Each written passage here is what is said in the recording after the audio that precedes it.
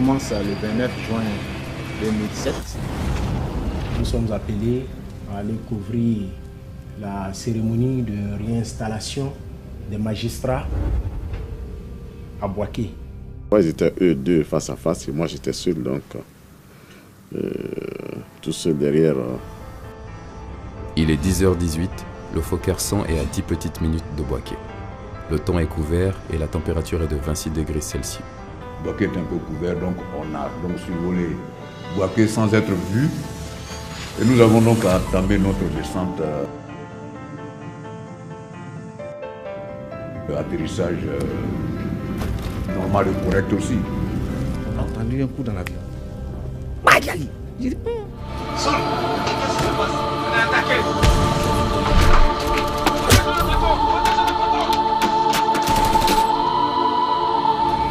Quand la mort vous a côtoyé, quand elle vous a frôlé la joue, vous savez, vous devenez un autre homme. C'était la première fois pour moi de voir quelqu'un mourir sous mes yeux. J'ai perdu connaissance et du sang qui lui ruisselle sur la figure. Et là maintenant je crains qu'Alain soit mort. En regardant ma main gauche, que mon pouce gauche était tombé sur le côté. Mais de là, on me disait, ah non, comment il faut reculer, il faut qu'on replie. J'ai dit non, moi je ne peux pas replier. Celui qui est dans l'avion, s'il meurt, moi, ma vie n'a plus de sens. La sécurité de l'aéroport de Bouaké était entre leurs mains. il y avait 2 ministres qui devaient monter avec nous. Tout ce que je vis au jour d'aujourd'hui, je peux dire au quotidien, me rappelle aujourd'hui Doumbia. Et c'est aussi que je ne pourrai jamais l'oublier. Parce que quelque part dans mon cœur, il est présent. Quelque part dans mon cœur,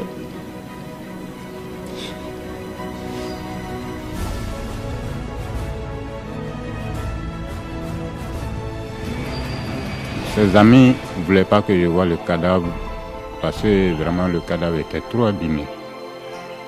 Il était sans tête.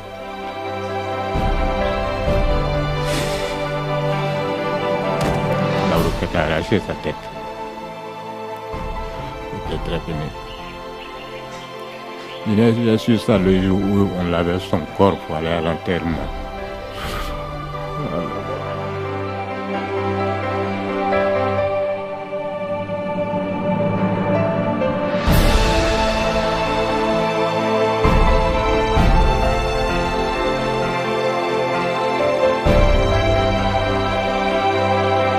Mais j'étais obligée de partir.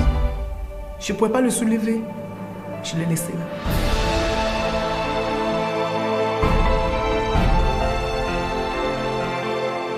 Kado Bruno Nina, Neta Nimburula. Ngode malondra nsira me kasira, akongana kasi komi unsarado. Akofami nganya jiche. Ngaira alala. Comment les agresseurs ont-ils pu pénétrer dans un endroit sécurisé par les forces impartiales et les forces armées de forces nouvelles, FAFN? Ont-ils bénéficié de complicité interne ou externe? D'où viennent les armes lourdes ayant servi à l'assaut? Pourquoi la présence à l'aéroport d'un avion cargo français peu avant l'atterrissage du Fokker présidentiel? Les terroristes auraient-ils bénéficié de la complicité d'un informateur dans l'avion? Pourquoi s'empresser de faire rentrer l'avion cible à Abidjan le soir même du 29 juin? Pourquoi n'a-t-on pas retrouvé les auteurs à partir du stock de la roquette non explosée? Qu'en est-il de l'enquête internationale demandée par le Premier ministre à l'ONU? Qu'en est-il de l'enquête diligentée par les forces nouvelles elles-mêmes?